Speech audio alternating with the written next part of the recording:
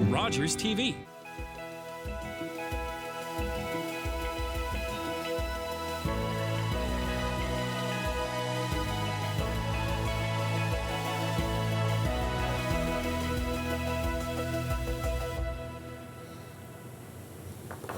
Welcome to An Hour to Give. This is my favorite hour of the whole week because we get to speak about volunteerism, community, and of course, philanthropy. And this week, we're talking all about the Orleans-Cumberland Community Resource Centre, and the one and only Chad Chartrand is here.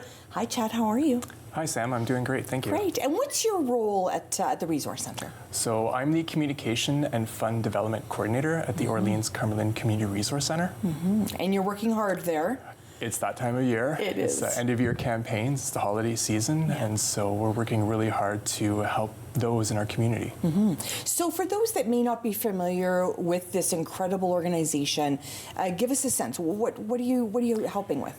Yeah, so the Orleans-Cumberland Community Resource Centre, or OCCRC for short, we're a hub in the community, and our mission is to provide comprehensive services to meet the physical, emotional, social, economic, and mental needs of the members of our community.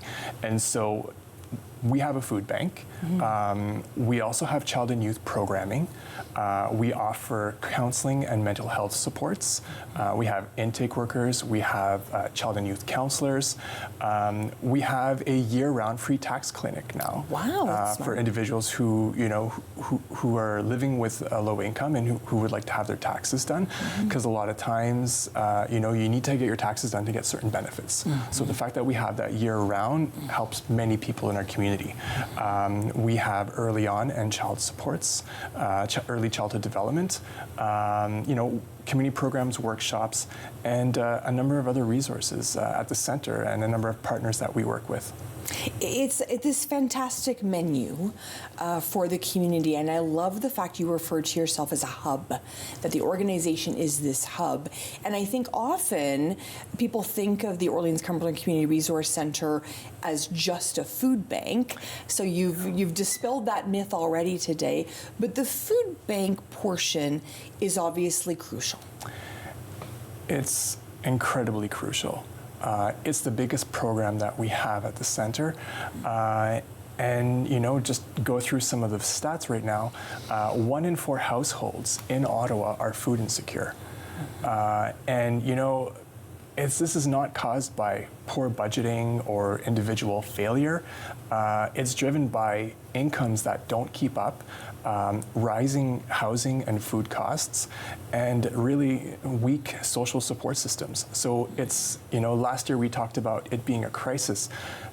Right now, and I'd say for many years, it's systemic. It's a systemic issue, and food banks were never really meant to be a permanent solution. And so we're grateful for our donors that help us support the members of our community, but the funding isn't stable. About approximately 23% comes from municipal sources, but we need more help. We need systemic change, and we need sustainable funding.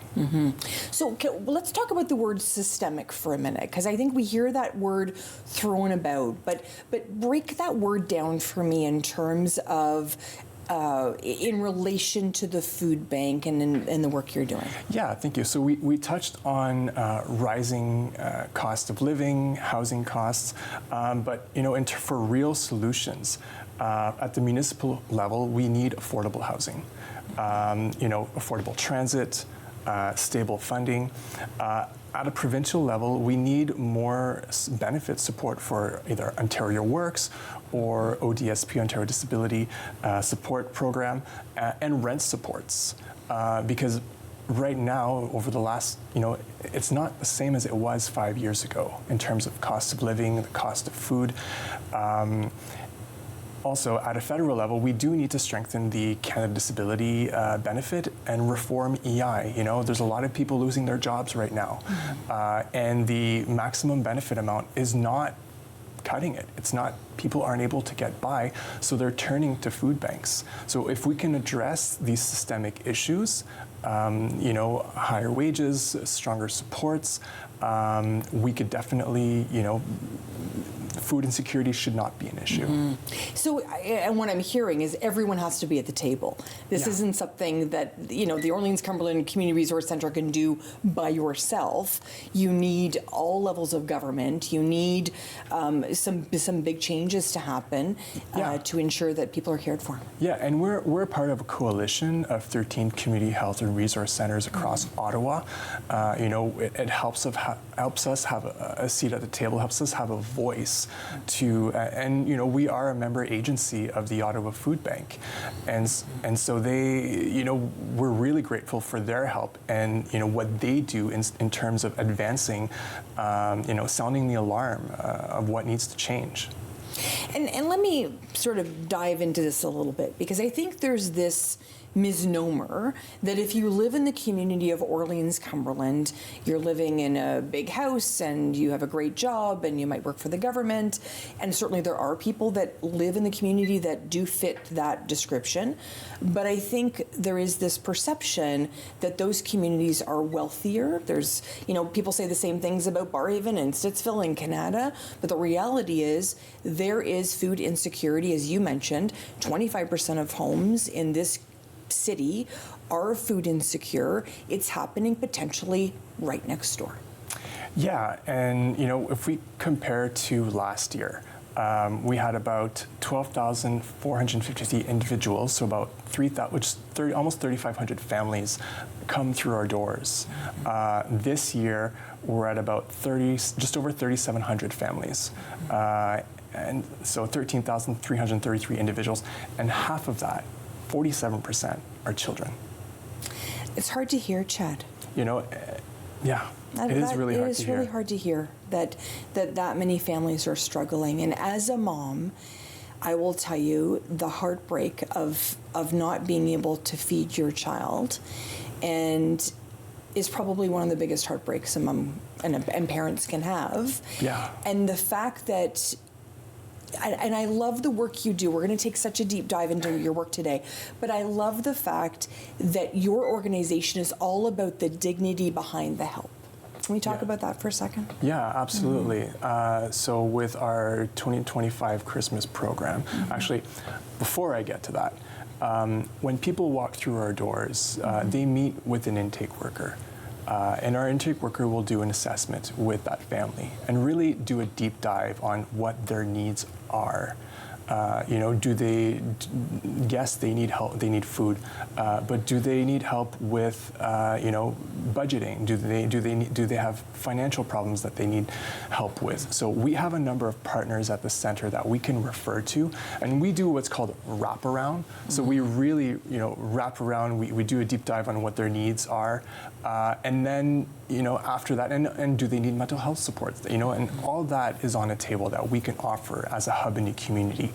And of course, providing the food that they need. And in terms of dignities, often people will think, oh, well, people are given a box of food and kind of, here you go, you're on your way. Well, we have what's called a choice model.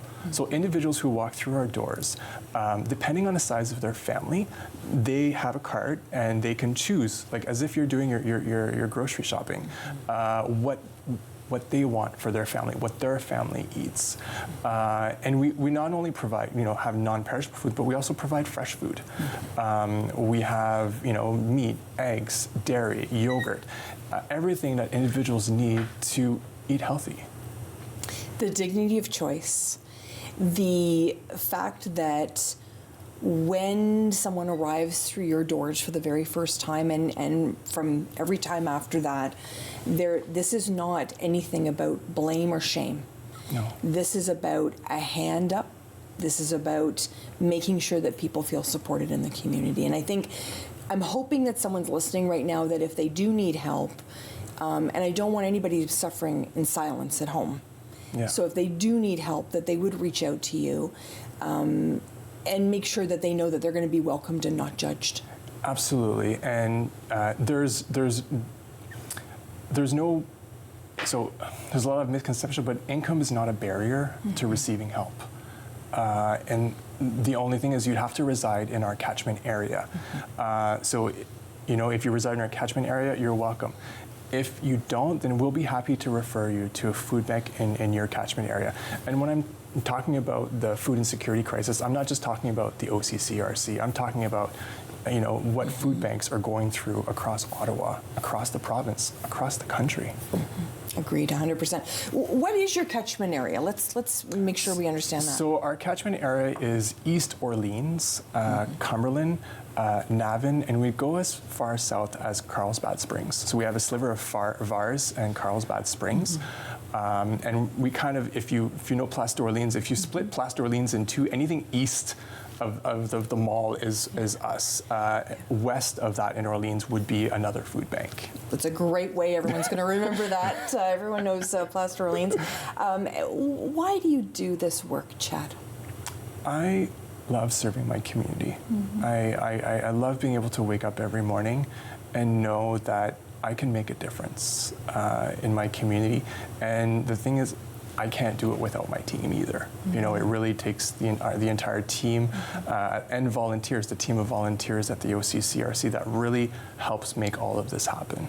And what's this time of year like? Is there more pressures? We know that obviously Christmas time and holiday time, depending on how you're celebrating, can be a more sort of stressful time for people, although it's supposed to bring lots of joy. There is a lot of joy, and that's something that we work on to help provide to families in our community.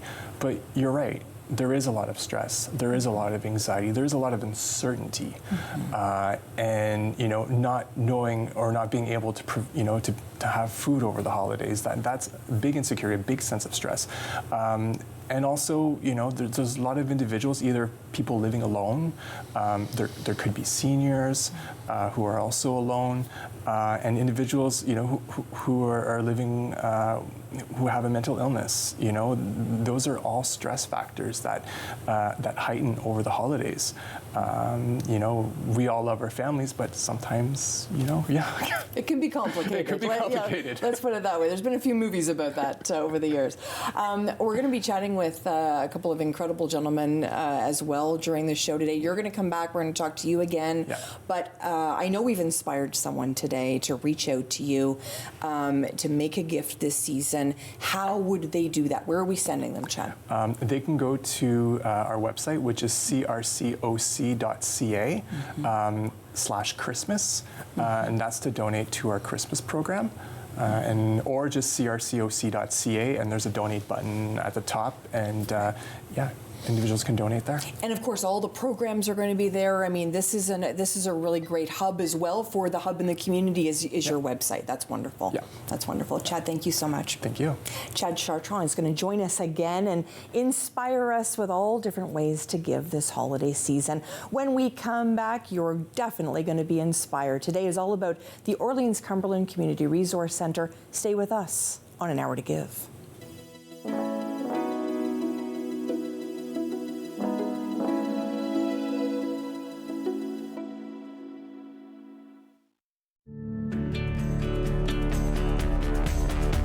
This program is brought to you by Rogers Xfinity, connecting you to more of what you love. Visit Rogers.com for more details.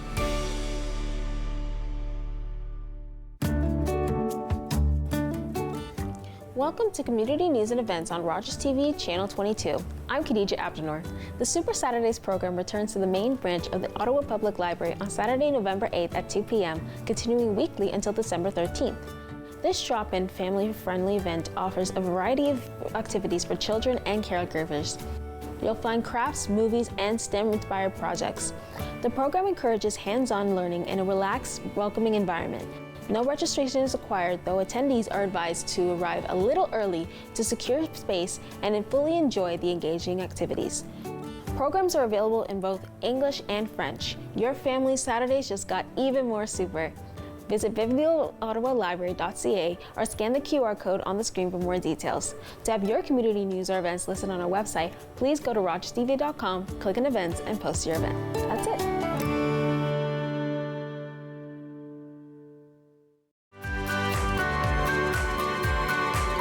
Join me, holistic chef Daniela Croco, for season 4 of Simply Cooking by Chef right here on Rogers TV. It's closing time, and you stayed out longer than you planned. So now you can't drive, and the buses have stopped running. You could always call your girlfriend. Or maybe your roommate? What about your best friend? You could just dial 1-888-TAXI-GUY or use the Taxi Guy app. The call and the app are free, and they both connect you to a local cab company to bring you home safely. Visit arrivealive.org to find out more. Arrive Alive, drive sober.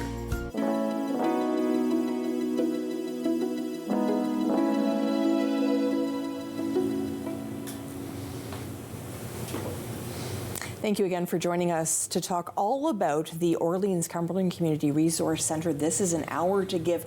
I'm Sam Laprade, and I've met these gentlemen before, and I guarantee you will be inspired.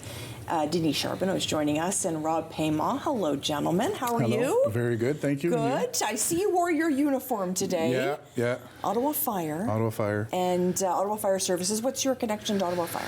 So Ottawa Fire, I'm a captain in volunteer fire service now, so I've been there over 24 years. So I'm in the East End, in Orleans, so we're out Orleans-Cumberland area, helping the communities. And you're keeping busy. Keeping busy. And it seems like you're not busy enough, because they have you doing some wonderful work at the centre as well. That's right. So I've been, I guess, co-chair for the Orleans-Cumberland Resource Centre for their food drive every year for the past 25 years. Rob, my colleague here, I've been friends for over 35 years, and he jumped on board and has been helping us out plan this. And you two are a hoot. I love chatting with you, because this friendship goes back, as you mentioned, many, many years, but the love of the community does too. Rob, tell me about your involvement. We started around 23 years ago. Back then the Orleans-Cumberland Resource Centre was operating from an empty home hardware where the food bank operations was, and it evolved to Taylor Creek and to its current evolution. So for us, as Chad was mentioning earlier, it's that we're giving a lot of choice to people. Before you'd go to a food bank and you'd get a bag. Today you got choices based on your own personal needs, on your dietary restrictions, family likes and dislikes. So, I think those choices are important, because it gives that autonomy that people want to so maintain. They don't want to lose that autonomy. They don't want to lose making decisions on themselves. So I think this evolution and the work that we do at the food bank will benefit the community for weeks and months to come. And Rob, we know that this is how you spend your volunteer time. How do you spend your 9 to 5? My 9 to 5, I work at the University of Ottawa with the Protection Services. I'm the lead coordinator for training, so I manage different files from a volunteer program with our student volunteer crisis response team to work in different programs as part of Protection Services and in some committees at work. So. And I wanted you both to share what you do as jobs as well, because I always think if you want something done, you give it to a busy person. Yep. And I think you two are I think your picture should be in the dictionary beside that definition, because I do think that is very much sort of people just have it in their DNA to give back. Is that your case, Denise? Yeah, for sure. People always ask me, how do you do it? Where's the time of day? So I think time stops, and we give more time for our, to help the community and help the things around, you always find time. You always find time to give back and to put a smile on someone's face is the best thing that I like doing it for. And the one thing I know you're both so proud of is that, yes, of course, you do this together, but you also involve your families. That's right. My wife's involved in helping out, and my kids are 9 and 7, and they're there trying to work, pack boxes, if not get in the way. And they're there. And I've seen Rob's kids grow up in all this community stuff we do. Yeah, so Julie and our daughters, Emilie and Annabelle, have always participated in our community events. I think sometimes by osmosis and other times by pure love of it. None of the work that we do would be possible if it wasn't for that family support that we have. And showing up together, and now my daughter's boyfriend's going to be helping us all day, and you grow that seed, and that's why, like, Denise, the volunteer firefighters of District 7 that are participating in this initiative, it's just not them, it's also their families and kids. And for me, it's my colleagues, my friends that are showing up with their families and making this day a special day for them. It reminds me, I don't know if we're in the same age group. I think kind of in the same age group. 30? We're good. I love you. I love you. It reminds me of that commercial back in the day. She's washing her hair with this fancy shampoo, and then she's like, and I told 2 people, and I told 2 people. So it reminds me of this beautiful web you've created in the community. That's right. So tell us the details, Denis. What are we doing? So what we're doing is we have firefighters at the 3 metros, the 2 Sobeys, and the Fresco in Orleans. Firefighters are there. They have pamphlets, or there's QR codes for the food that the food bank needs this time of year and to prolong the year for helping the community and feeding them. So at the locations, I have firefighters. I have over 50 volunteer firefighters set up throughout the day, collecting food, money donations, and there's tap machines. From there, we have trucks that go around, fire trucks go around, pick up all the food, and bring it down to where Rob is at the Resource Centre, and Rob's team takes it from there. So for us, we go through the logistical part. So we'll sort the food, we'll pack it into the right areas in boxes. This year we had the added task of doing logistics, putting it off-site storage, and also maintaining our counts. So there's a lot of work behind the scenes, and there's a lot of work leading to it. Like, we've been talking with our volunteers for the past month. Some volunteers contact us as early as September because they want to make sure they don't miss it. This year, one of our veteran volunteers is actually no longer living in our community. She's actually living in Brockville, and Saturday morning she's coming to work with us. So Lisa will take the time. She just freshly moved, and she's coming to give back to our community. So again, we have these magical moments of our friends and families and colleagues that are showing the extra mile. We have a teenager that Caleb showed up, he was 5 years old. He's now been volunteering with us for 9 years, and this kid is a hardworking teenager, and he has great values, and that comes from his mom and her love for volunteering and helping the community. I love it.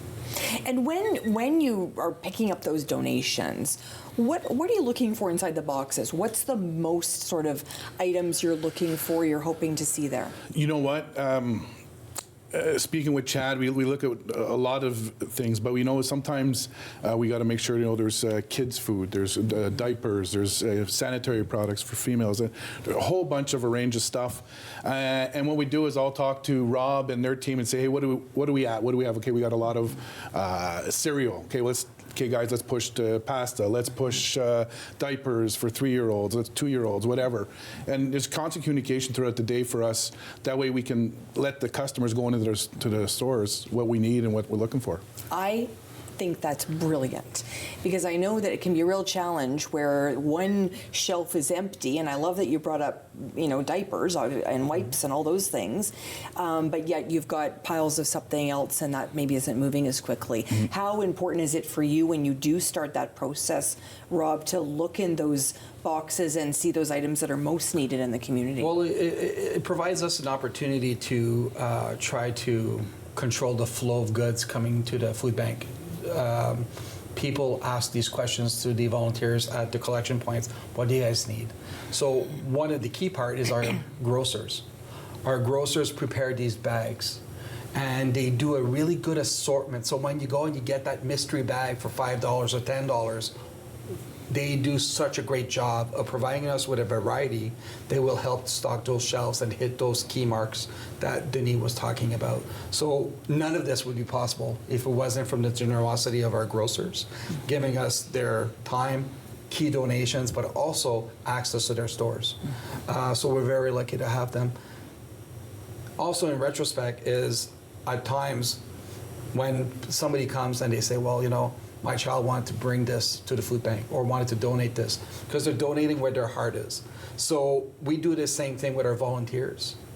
If you're a child around the age of 7 or 10, you're probably going to be on cereal duties because you love cereals and you can relate to that. Or if you are an older child, maybe you want to take care of the baby. So you can say all day I sorted diapers, baby products, et cetera, et cetera. So we give them chores and specific tasks, and as they gain experience, they can have a bigger role in future food drive. Hopefully, hopefully they come. Hopefully one day we're out of business as well. Yeah. And I'd don't take this the wrong way. I'd love to see you out of business, because that means everybody in Ottawa would be food secure, and so that would be a wonderful day to be able to announce that. Denis, talk to me a little bit. We only have a couple of minutes, but how the team embraces this day and how the firefighters really get behind it. You know, like Rob says, we talked to them about a few months. We put it on the calendar, and I'll slowly, I'll call the one group of firefighters. They'll bring in their 5 people, 10 people. Again, they bring in their kids. Their kids help out, and I've seen some of the firefighters' kids go from 5 to 18 years old, and they're there. And I just saw one a few days ago and said, I'm going to be there this week, and I'm bringing my friends. And so they really embrace it, and they're behind me. I mean, I wouldn't do all this stuff without them. It's a lot of work. Kind of like fighting fires? Yeah. We actually call the logistic part the bucket brigade. Oh, I love that. So when the fire trucks arrive at the food bank, I'm the one that yells, bucket brigade. We all line up. And what we found with time is that moving all of these thousands of pounds of food when you're doing one bucket at a time is not as heavy. So there's a metaphor to that, but it's realistically, it works. That's the system that works. So we formed that human chain, and we offload as quickly as possible, and then we're a little bit like that tabletop game, the hungry hippos. And we're all grabbing and sorting, and then people are relaxing. Yeah. And then the next truck arrives, and that's the way our day goes. Yeah. What would this community be without you two? Have you thought about that? No, I mean, I'm sure someone else would, hopefully with all the training we've given them, jump in and take it over. And slowly, you get people that do want to take on these roles. And like you said, there's no playbook. There's no policy and procedure on it. Everything is up in both of our heads, and you throw us a curveball, we'll just take it right back and get it fixed. So, I mean, yeah. But I think our community has also benefited from other people. So Denis and I, we first met volunteering together as teenagers, and we were surrounded by mentors. We had people that were engaged with the youth, and we grew up in Orleans when it was still relatively small, so organizations like Kiwanis, Lions, Optimus. Amazing. We're going to come back and chat with you more. Yes. We're coming back with Denis and Rob. We're learning all about the Orleans-Cumberland Community Resource Centre here on An Hour to Give. Come on back, everyone.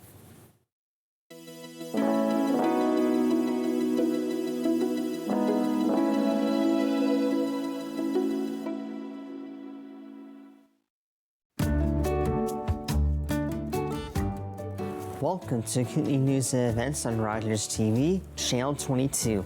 I'm Ramon DeFranco. Women's hockey has never been more popular than it is today, and you can cheer on local talent by attending Nepean Wildcats hockey games. The Wildcats are known for their fast-paced action and strong team spirit. They bring exciting youth and competitive women's hockey to rinks across Ottawa. Fans can catch these thrilling matchups at the Nepean Sportsplex and the Minto Recreation Complex. These young athletes showcase their skill and dedication to the game. Supporting the Wildcats means helping grow grassroots hockey and empowering the next generation of players. Visit wildcats.ca for the full schedule. To have your community news or events listed on our website, please go to rogerstv.com, click on events, and post your event. That's it. After a night out with your friends, there's always options for getting home safely. You could call your BFF, your mom or dad, whoever you can count on for a safe ride home. You could call your favorite cab company or 1-888 taxi guy. Or you could use the Arrive Alive smartphone app to help you choose your ride. Be it a friend, transit, or taxi, getting home safely is app easy. Now available for iOS and Android devices. Visit arrivealive.org to find out more. Arrive Alive. Drive sober.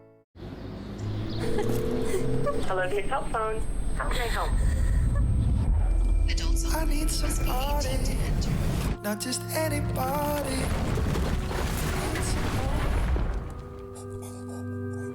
Won't you please, please, please, please, please, please help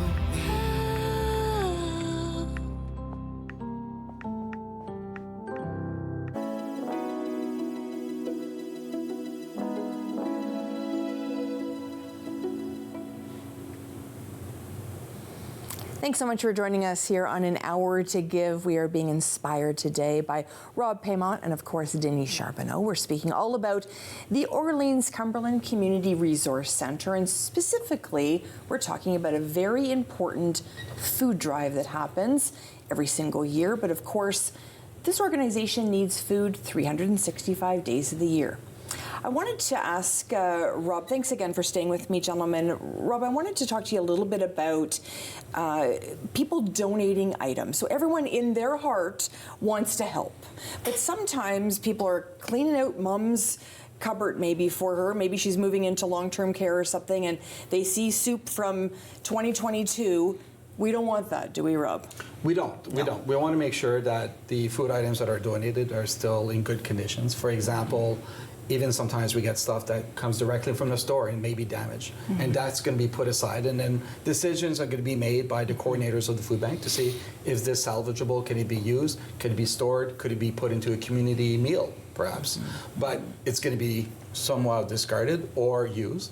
But we want to make sure that if you have older items, maybe call a farmer, see if they want it for their livestock, if they want it for their pigs, etc. But really consider the fact that if you would not eat it, do I want to serve that to my neighbor? So going with that in mind, if you do have outdated food, there's other avenues to way to recycle it or to use it, but to maintain the fact that the food supply has to be safe. So the day of the food drive, we do an initial sort, and we look for these opportunities if there's damages or seriously expired items.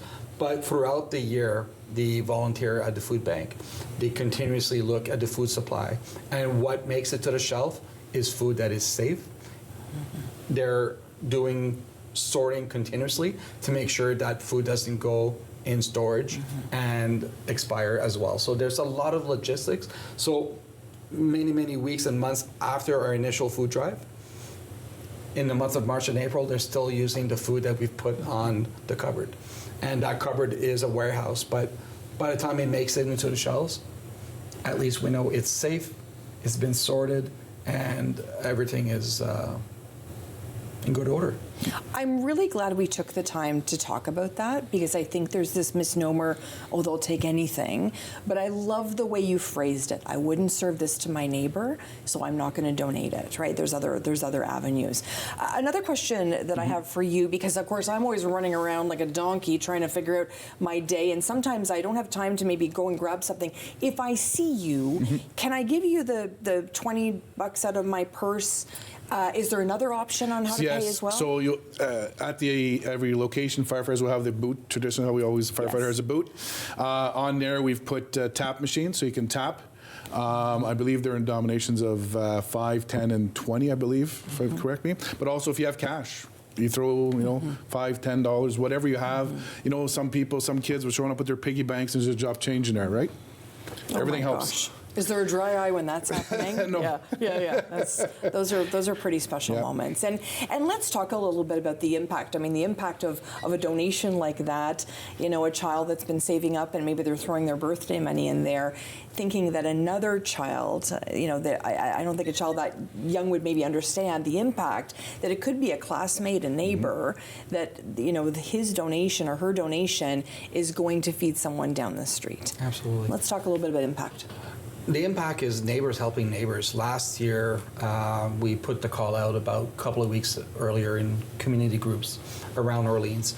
And we had block leaders, people that are just always helping their community, rally their neighbors and do a food drive around their street and collected money and food items. And then they showed up at our sorting stations at the food bank, and we were able to introduce them to our district chief. We were able to introduce them to the volunteers, give them a tour of the resource center.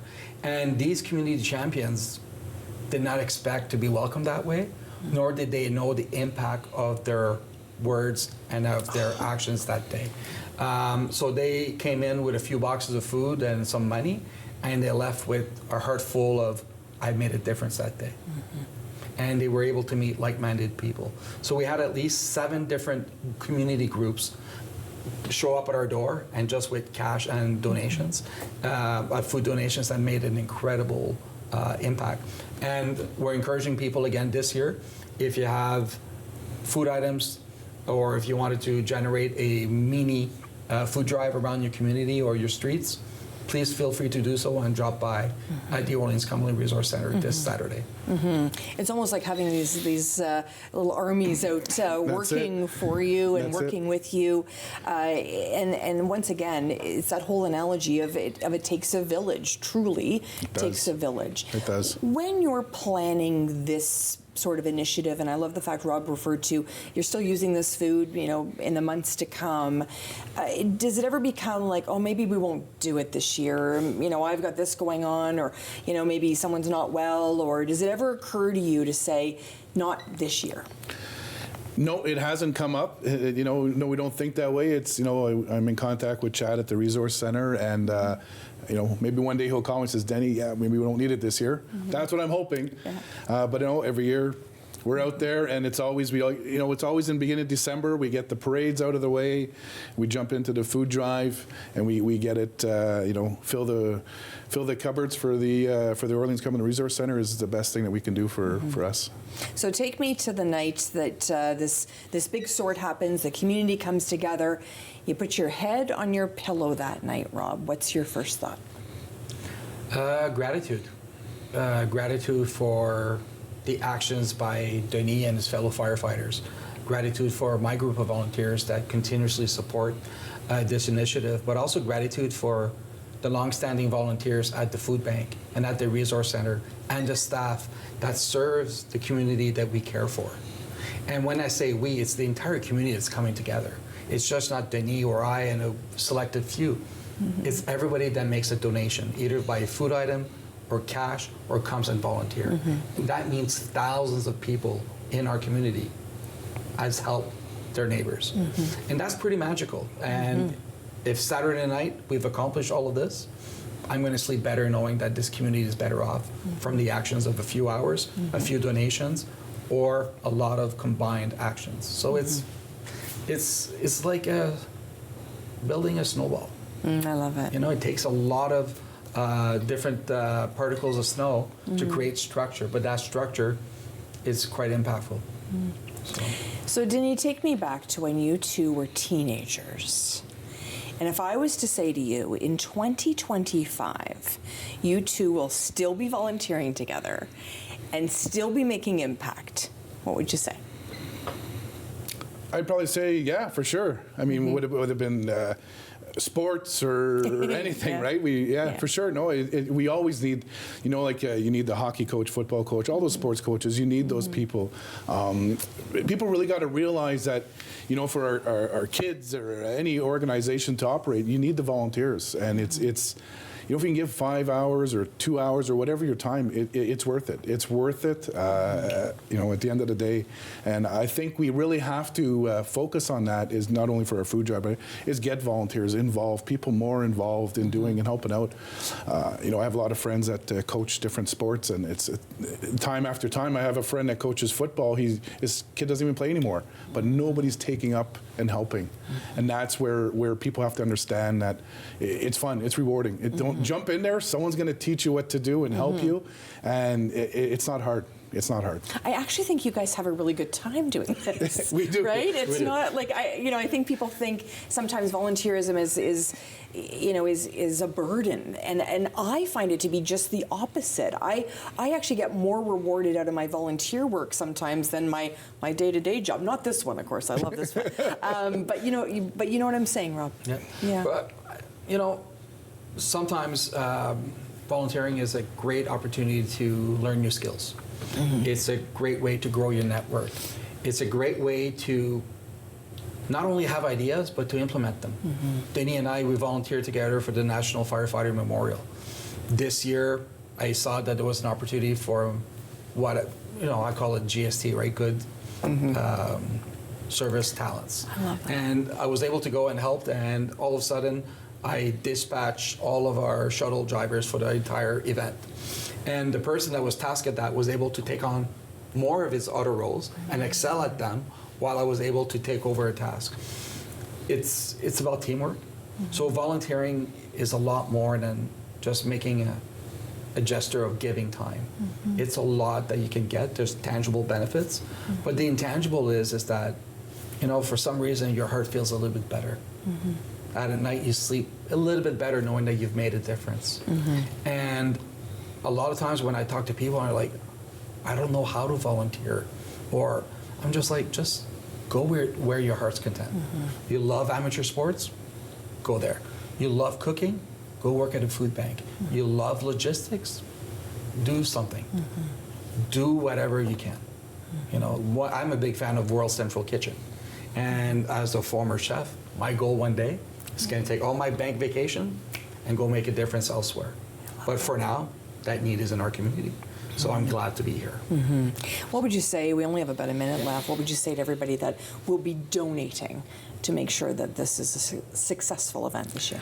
You know what? The Orleans community come out every year. Thank you very much. Thank you for all they do and they give. It's a great great event, and they really thank you. We couldn't do it without them. Anything to add quickly, Rob? For us, we're thankful for the community sponsors, the grocers, and the community groups that are continuously supporting our food bank, not only at the holiday season, but throughout the year. And if it wasn't for these corporate sponsors and these service organizations and the great neighbors of our community, none of this would be possible on a daily basis. Wow, I mean, you just think about all the people you just mentioned, and sometimes I forget about those service groups, and I forget to mention the grocers, but I think that's, it does, once again, it takes a village, gentlemen. Thank you so much. I appreciate you both so much. Appreciate it. Rob and Denis joining us today, of course. Inspiring words, and I'm hoping you can participate and help out the Orleans-Cumberland Community Resource Centre. Chad Chartrand is going to tell you exactly how to do that. If you're not able to participate in the food drive, come back on An Hour to Give.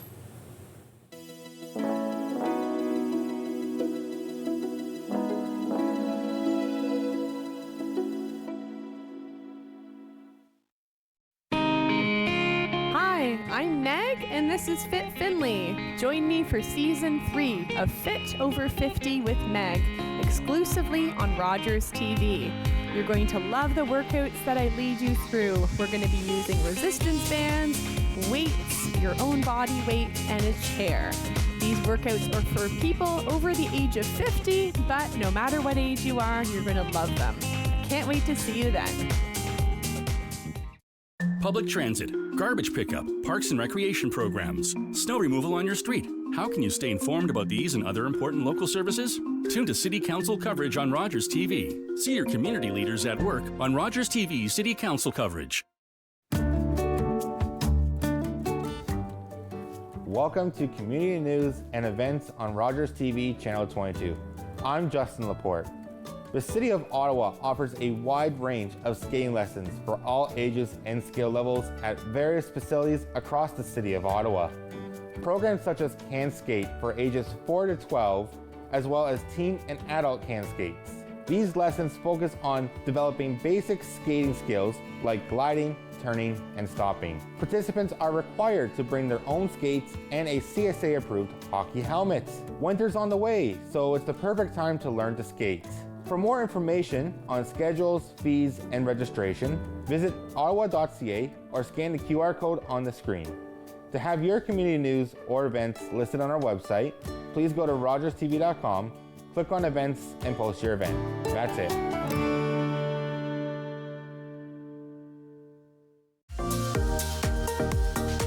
Welcome to Ottawa in the Know. I'm Julie Finley. I'm happy to be here to show you everything from bike trails to kitchen tales and all the things in between that make Ottawa so great.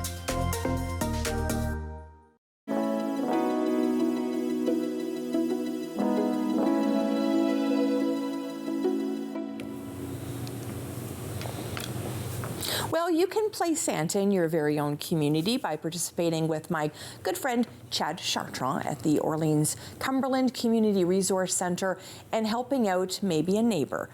Chad's come back to tell us all about the great work, of course, that's being done at the centre and ways that the community can get involved. We just, of course, had this wonderful discussion with Denis and Rob and how they have embraced the centre and embraced this work. But there's more elves needed, right?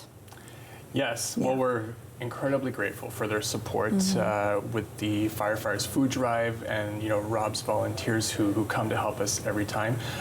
It came to my attention in a meeting this morning that this will be the 26th year that we're doing this food drive at the center. Wow, 26 years. 26 years, and it's a lot of working pieces, and like you said, we need as many elves as we can to help meet the demand in our community. And we know that we've talked a lot about food today because that's the core of your work. A lot of the other programs, those wraparound services that you talked about, really important as well. Where are we going to sort of learn more about those? Yeah, so we talk about needing volunteers at the food bank and needing volunteers in the firefighters food drive. But in terms of other programs, we have an early on program at the center, which is provincially funded. However, we also recruit volunteers to help with those activities. We do have a child and youth program. So about twice a month, twice in French, twice in English, we have our kids space. And this is really an activity where kids in the grades of 1 to 6 can come together. They'll have a snack, they'll have specific activities that are programmed and talk with one another. But we also have volunteers that help out with those programs. And same thing with our youth space program. It's for youth between the ages of grades 7 and 12. And again, they come together, they have a meal. They prepare like a dinner of some sort. I think not too long ago it was poutine or pizza or tacos. And so they kind of come together. And we have an everyone group. And we also have a 2S LGBTQIA plus and allies group as well with our youth space to really help meet that need in the community. And it's all based on what's called social emotional learning. Love that. And it fits so much into the definition I love to use of philanthropy, which is time, talent, and treasure. You can tick off all three with your organization, which is really, really, really key. And we talked a lot about volunteerism today. I'd like to shift a little bit and talk about ways people can give. This time of year, of course, people might think about that annual gift. They're going to give once a year to you. They're going to give you $100, let's say. What can you do with $100 that would help someone in the community? So right now we're in the midst of our 2025 Christmas program. And so with that $100, that $100 can go towards helping a family, receive food. So kind of to give you an example, we talked about dignity and empowerment in the first segment. However, with our Christmas program, what we do is for the first 400 families who have registered, we will be providing them with a gift card to a business, a grocery store or store of their choice where they can go and buy food. But if they want to buy a gift for their child, if that's what they really need, well, they have that empowerment to go ahead and do that. We really want to give them that choice. This year, we can support up to 800 families. So the first 400 families or who have registered the program will receive a gift card, and then we have spots throughout the month of December for them to receive food for the holidays as well. It's amazing. And we are incredibly thankful for our generous donors. We couldn't do what we do without their generosity. And so, often it starts with an individual gift, right? Or a one-time gift. And then, it eventually grows into a monthly gift. And that really helps provide our organization with the stability needed to help, help the food bank, but also fund programs like our child and youth program. I love monthly giving because I do think as well, I mean, from my perspective, I love that I can almost, it's going to sound kind of funny, but budget the philanthropy throughout the year. I know how much we could sort of afford from our family's perspective. It allows me to budget it and allows me to also get one tax receipt, so you make it nice and easy. Yeah, and everyone has a different reason for giving, right? And you know, when you give something, whether it's money, whether it's food, whether it's your time, you know, it comes back to you. And if I remember last year, Rob talked about how it's also important to give to a charity that you resonate with. So true, so true. It's got to tug at your heartstring, and I think, you know, the fact that everybody needs food, I think that one really resonates in terms of making sure not only people have a very happy Christmas time, but think about those times when maybe we're not thinking about the food bank as much. So I think it's important that, you know, we raise as much money and food as we can at this time of year. This year is incredibly important because, you know, it's not only for the holidays. It's really to help us get through, you know, the beginning of the year, you know, getting to June, you know, and then to be able to help feed as many people in our community. So that's why this time of year, monetary donations and, you know, non-perishable food donations are so important. And, you know, everything is important, but monetary donations are also incredibly important because it allows us to buy things that we don't get in terms of non-perishable food donations, you know, such as meat, such as milk, such as eggs, fresh food, vegetables, that, you know, that are so incredibly important to, you know, a healthy diet. I heard a creative way of giving as well. Sometimes if you shop at certain stores, you get points and you can redeem those points. And I know many families sort of take the monies from that. They might have an extra $200 or $300 because they've collected all these points through the year, and they use that $200 or $300 to fill the cart with diapers and with feminine products and all of those things, and that's their family donation for the year. Yeah, so this morning, you know, is the firefighters' food drive. In previous years, we've seen individuals who have filled an entire cart and who have just, here you go. And it's filled with, like you said, hygiene products, toothpaste, toothbrushes, food, cereal. We provide a list, or, you know, that individuals can go through, donors can go through, and you know, pick and choose from what they want to donate, and we just make the list because this is based on the most needed items that we need. You know, it's kind of seasonal at different times of year. We need different things, or some things go out more than others, and that's why this time of year is so crucial, and that's why we're incredibly grateful to Denis and the District 7 firefighters and Rob and his volunteers. You know, we couldn't do what we're doing this morning without their support. And you named a few items there. I think it's really important that sometimes we take for granted. You know, toothbrushes and toothpaste and, you know, toilet paper and those types of items as well. We may sort of take those things for granted. And so maybe when we see there's a great special as well, you know, we're out shopping and we see, oh, that's a really great deal, that we pick up a couple of extra and make sure that they go to the Orleans-Cumberland Community Resource Centre. Yeah. And, you know, to touch on the points, you know, not only is it a grocery cart, but the individual will come in with gift cards. Yes. You know. Yeah, so smart. So there's so many different creative ways to give. And a lot of times as well, if somebody maybe has missed the opportunity to participate with Rob and Denis, maybe someone's listening right now and they're trying to think about what to do for their team, for the office this year. And I know a lot of people that say, I don't need a $20 gift that's probably going to be put in a cupboard somewhere. Let's pool our money, that collective giving opportunity, and let's donate, you know, to your organization, for instance. What's that look like? We have we have businesses that do that organize a food drive. We have a number of them in Orleans that support our center, and we're incredibly grateful for that. Some of them also contact me so I can create a peer-to-peer campaign page. So a peer-to-peer campaign page is like their own campaign page that they can share with their audience to say, hey, we're helping out the Orleans-Cumberland Community Resource Centre Christmas program this year. This is the 8th year that we're doing it. You know, we'd really appreciate your help in helping our community. And they'll send that in their newsletters and their e-blogs blasts to help the center. So that's another creative way.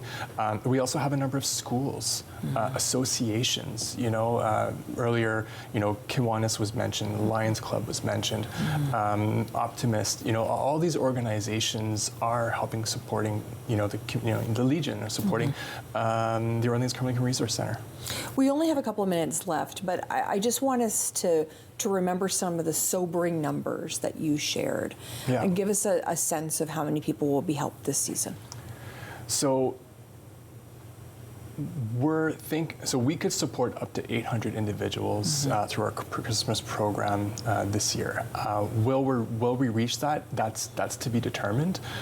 We do know that the need is increasing and for systemic reasons. That again, we're thinking maybe it's going to be 600. Last year it was 550 families that we supported, and it was a nice round. Well, I shouldn't say nice, but it was a round number. It's 25 individuals last year. It just kind of echoed the year 2025. Right. So, we wish we didn't have to do. We wish we could have resources to help. Either more mental health supports, but sadly, due to the increased cost of living, the systemic inequities, more people are coming to us for help. And I think, Rachel Wilson echoed it very well that food insecurity is solvable. And the goal is to solve food insecurity by 2050. And I wish it could be sooner than that. We shouldn't have to wait 25 years so that people have what they need. It should be a human right. It should be a human right, absolutely. Beautifully said. And I really appreciate that you've brought to our attention the systemic reasons why food insecurity is such an issue in our city. I think that was really, really important to do that, Chad. I wish you all of the best as you head into this incredible giving season, and I know that the community will back you 100%. We know that there's so many different groups. We've named so many groups today, but under the watchful eye of yourself and your team, I know you'll meet your goal this year. So thank you so much for spending time with us today.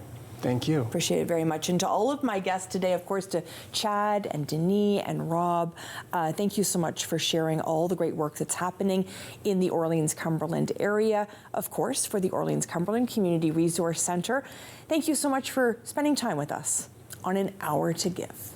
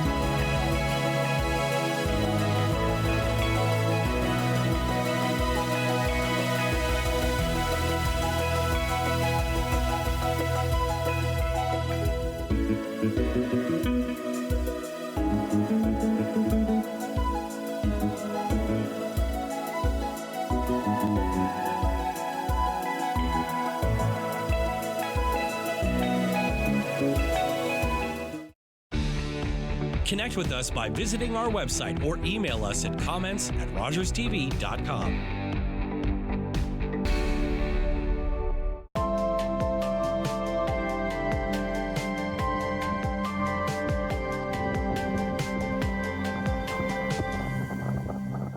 You're watching an interesting local show on Rogers TV and you want to know more. That's when you head to rogerstv.com. Our website provides more information about our programs, our hosts, our schedule, and about how you too can get involved with Rogers TV. Visit us online at rogerstv.com.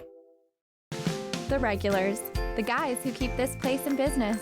Last week they had something to celebrate. Jason had just finished university. So they toasted his profs, his TAs, his old roommates.